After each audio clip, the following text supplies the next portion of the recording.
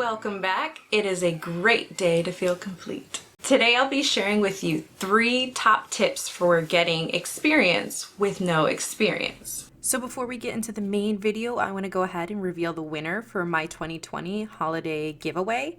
I used commentpicker.com to obviously pick a comment. I entered in the URL for my giveaway video. I didn't need any of the fancy extras. Press the button and it'll accumulate all of the unique responses, not including my replies, of course. Then when you press start, the raffle will begin. And our winner is Abel Garrido. Yay! So we've already reached out to him and he has about 72 hours to go ahead and claim his prize. Thank you to everybody who commented. Yay!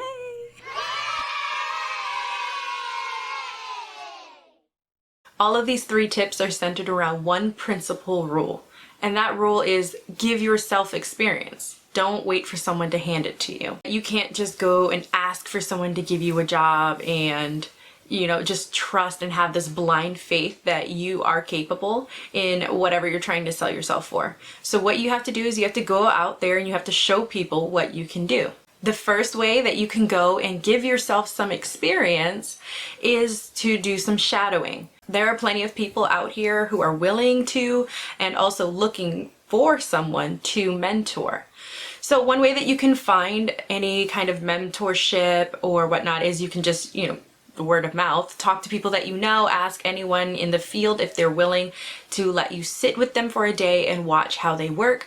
Or you also can go on to meetup.com, and this is a place where people meet up. People will post a type of event that they're hosting, and then you can register for it on there. Yeah, you just want to make sure that you put in the correct location for where you're at. I just happened to put in mentoring and actually saw there's a free code mentoring for all levels, and it's a webinar. So yeah, you can just go in here. There's a button for attending online. You sign up. You have to have an account, of course, to register for the event. I'll put the link to this down below because as I was reading it, there's a part in here that says something about, let me see if I can find it. Oh yeah. However, due to COVID-19 coronavirus, we're moving to Zoom sessions while we wait for the effects to pass. So grab your laptop, a coffee, and come code in a relaxed and open setting with other developers. My second tip is to do a day or a week of some free labor.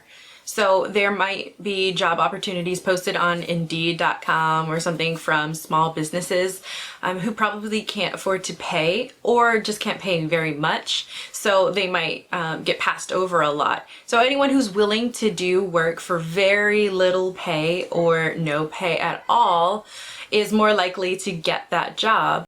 And if you're having trouble finding job postings that are offering this type of work, what you can do is try to look for some small businesses or local, nonprofits that are in your area, and they might not even have a website, or they probably have one and want to spruce it up. So here on Yelp.com, again, you want to make sure that you're putting in the right zip code or whatever for the area that you're in. I just looked up small businesses, but you want to make sure that you spell it correctly. That's going to yield better results. So yeah, and then I usually, make sure you skip over those sponsored results, go to where it says all results and look through the options that come up. Usually the first few are going to be the most popular options, and I find that they probably already have a really good website and they don't need any help. So I skip forward a couple pages, go to 6 or something. And as you find places that probably have less and less reviews, you can then go on Google or whatever to dig further, see what their website looks like, and see if you want to reach out and offer your services. This is going to be tip 2.5. I say that because I don't want it to really be its own tip because I don't highly recommend it, but it is freelancing. And the reason why I don't really recommend freelancing if you have absolutely no work experience is that you're kind of putting yourself in a position where you don't know what to expect, but you're also at the same time selling yourself as a highly experienced professional. So people will be paying you for your services and probably paying top dollar. So what you want to do is make sure that you're covering all of your bases, You want everything to be complete and functioning not just okay, but well. You want the quality of your work to be extremely high. If you are, representing yourself for your own business, you're kind of like an entrepreneur at that point. So you're going to be expected to be an expert in this field. That's very difficult to do if you have not had any real practical working experience. Something that I've come across a lot in my professional work is when you're dealing with a client, they will ask for things that might sound pretty simple or sound like something that you could do. But once you actually get into the work, you realize that it's a more daunting task than you anticipated, and you end up not being able to deliver, or delivering low quality of work, or you run over budget, over time, and you just overall upset the customer. One thing that you do have to be aware of is that if you're going to be a freelancer, you have to be in control of the conversation. You really need to have a good grasp on the strengths and weaknesses that you have. So things that solid you are able to provide for the client, and things that are just out of your wheelhouse. And you have to be able to draw that line and professionally relay that to the client or customer that you're working with. Also, when you're working in a professional setting, you're going to get a good grasp on the things that are called like common sense when you're working in that field for a long time. For example, like if you are a professional like balloon animal artist, one thing that you would probably know is that you have to bring balloons. It sounds obvious, but that's one of those things that when you're working in that field for a while, you never forget those things. You never forget those basics. You make sure you don't leave home without it, basically.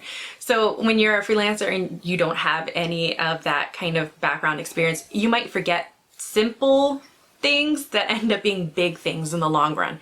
That does not look good for you. And like I said, as a freelancer, you are representing yourself in your own business. So word of mouth travels quick, and there are now online review boards all over the place. So you're going to also affect any future business that you might be wanting to do. Again, that's just my perspective on it. Some people have a great deal of success doing freelancing just off the bat as entry level, and that's good and that's great for you. I'm just trying to highlight some of the parts that I think might be problematic if you don't have that practical experience first. My third tip is actually what I did when I was still studying and before I got my first job, is I pretended to be my client. So what I would do is I would think about somebody who might need a website. Maybe they're a model, or they have some product they're trying to sell, or whatever. I would create a character in my head. I would create a user profile, which you can go on Google and look up how to do that. I would really get a sense and a feel for who this client that I'm servicing might be. Then I would host a fake requirements meeting. So this is the first thing that you always do when you have a client or a customer, is you have to figure out what are their requirements. What do they need their website to do? I would go through and I would make a list of all the things that have to be in the website. I would also make a list of things that are kind of iffy that maybe the customer wanted. I'm not sure if I can perform that, or things that I might want to add in later, just that kind of question mark area. Then I would create a draft of the website or a wireframe. Then I would proceed to create the site. And then I would have a fake mock presentation to the client so that we can do any last revisions. Then I figured out a way that I would deal with positive and negative feedback.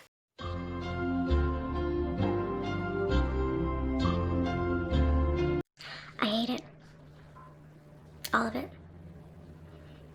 And from there, I would create my final draft and make sure that I know how to host it online and put it up online so that I can, give someone a URL. I would use that URL to send to not necessarily friends that are in the field, but just really anybody who was semi-interested in helping me at all.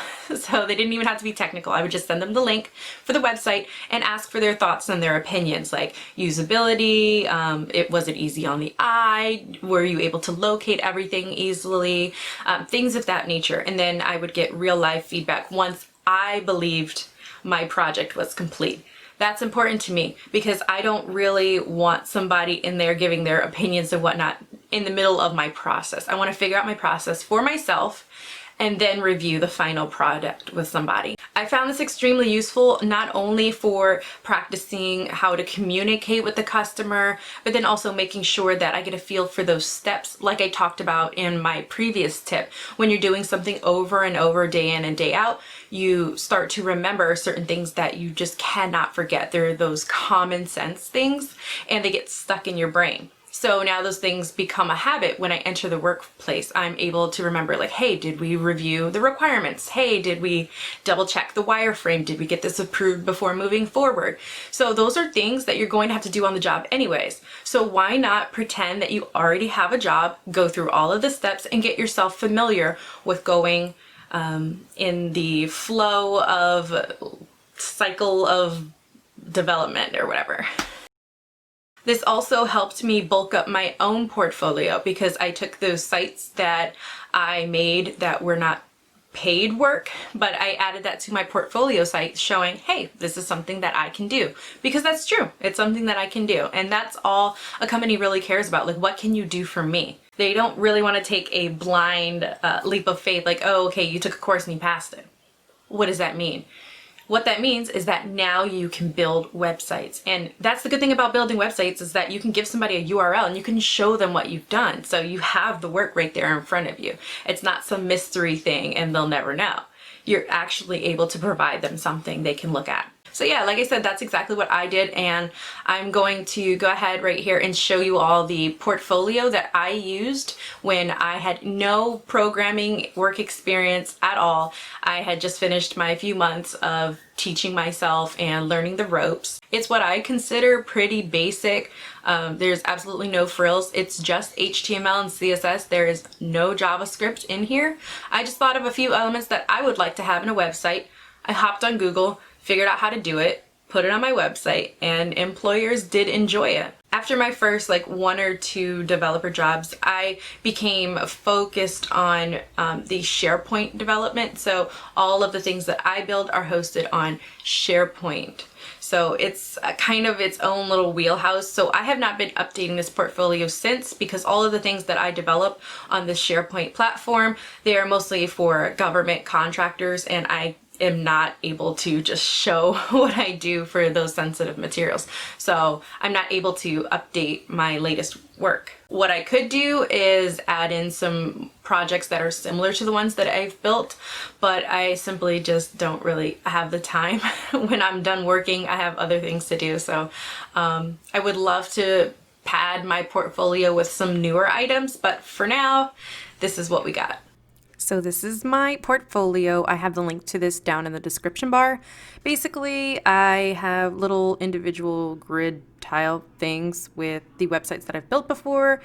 When you put your mouse over or hover, they slightly scale up, and I thought that was a fun feature, and that's one of the things I just hopped on Google and figured out how to do. When you click it, it presents the website in its own individual pop-up window.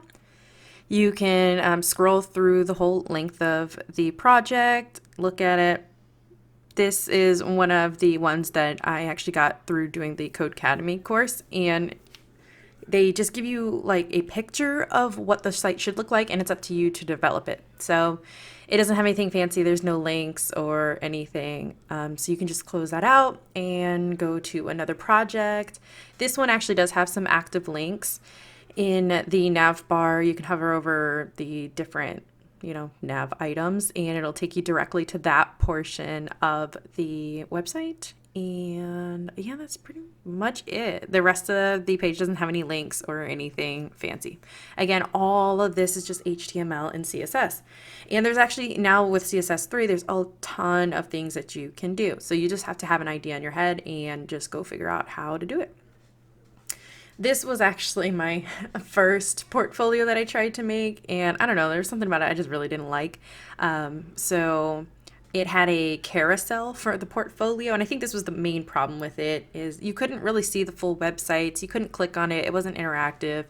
It just kind of gave you a little preview. As you see, this one's cut off.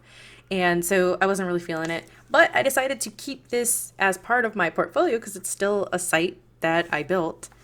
It had these cool little like links well, not links, icons that you can click. And I actually created those myself in Photoshop. So it was something I was proud of. Didn't want to just completely scrap the entire project. So threw that in there as well. There's some random things in a coming soon box, even though nothing else was added. I have an about me section. I feel like this is extremely important for your portfolio so that people who don't know you, again, of course, get to know you. I feel like a lot of the things I'm saying are repetitive. But yeah, and there's a contact section. Again, I used those icons that I created because I was super proud of them, so why not use them? I also had a section for my resume, which I hosted on Dropbox, and I created this button here so that you can click it and just instantly get to my resume. But as you see, this pop-up says it's been removed as it's now outdated. I didn't want anybody going on and seeing my old resume and all that personal information. So yeah, I took that off.